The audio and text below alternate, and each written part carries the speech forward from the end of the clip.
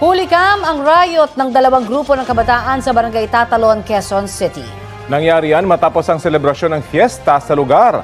Ang ugat ng gulo abangan dito sa Balitang Hali.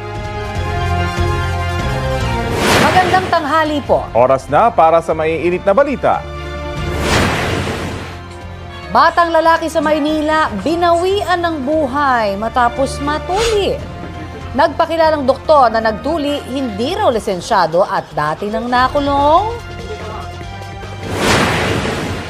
No contact apprehension policy ng MMDA ipinatutupad na uli sa Metro Manila. Ano kaya ang posibleng epekto nito sa traffic? Paypay pa more at stay hydrated. Danger level na alinsangan ngayong araw, saan-saan kaya mararanasan?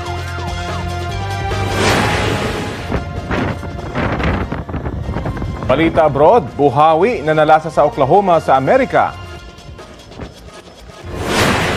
Mula sa U-Scoop, ang hagdan sa Cagayan de Oro City na tila pang rock climbing.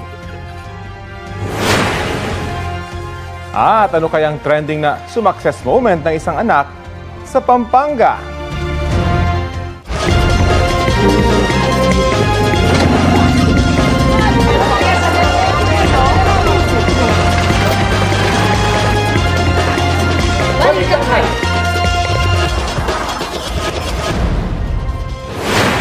Sensitibo pong balita.